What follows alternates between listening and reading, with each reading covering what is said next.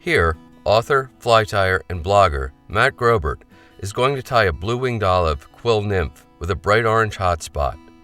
He was introduced to the fly by Doug Freeman, a friend and member of the U.S. Youth Fly Fishing Team. It's Doug's version of a Hunter Hoffler pattern. For the fly, Matt uses a size 16 Barbless competition hook with a black nickel finish. A 2mm silver tungsten bead is added to help the fly drop quickly through the water column. Make sure to place the bead over the hook point small hole first, then work it around to the hook eye. For thread, Matt's going to wander way out of his comfort zone and use Uni 6.0 in fire orange.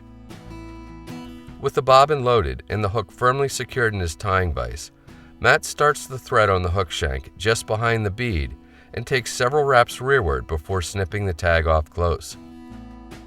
Medium Pardo Coq de Leon fibers are used for the tail, which should be kept ultra sparse, no more than 6 fibers. Pull the fibers down perpendicular to the stem and strip them off while keeping their tips aligned. Measure to form a tail about a hook shank in length, then transfer that measurement rearward and begin making thread wraps to secure the fibers to the top of the hook shank. Take wraps rearward to just shy of where the hook starts to bend. You can then lift the butts up and snip them off close.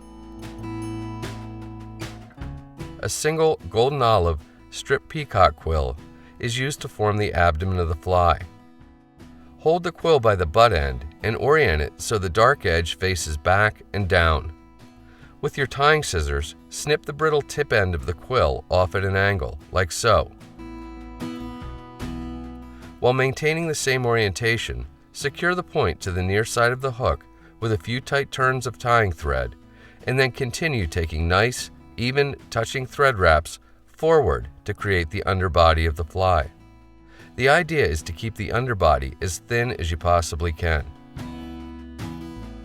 With hackle pliers, get hold of the butt end of the quill and begin making touching or just slightly overlapping wraps up the hook shank. Really take your time doing this, and you'll be rewarded with a beautifully colored and segmented fly. When you reach the bead, take a few tight thread wraps to secure the quill. If your scissors are sharp enough, you can use just a single blade to cut the quill off clean below the top edge of the bead.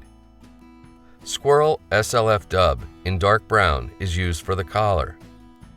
Dub the smallest amount on your tying thread to form an extremely slender dubbing noodle. Take wraps with the noodle to build up a short little collar, and follow this with a few thread-only wraps to build up the hot spot. Complete a 4 or 5 turn whip finish to secure your tying thread and then snip the end off close. And that's all there is to it. The svelte nature of this fly, along with the weight of the tungsten bead, allow it to sink with little resistance and quickly get down to where the fish are, an absolute necessity in competitive fly fishing.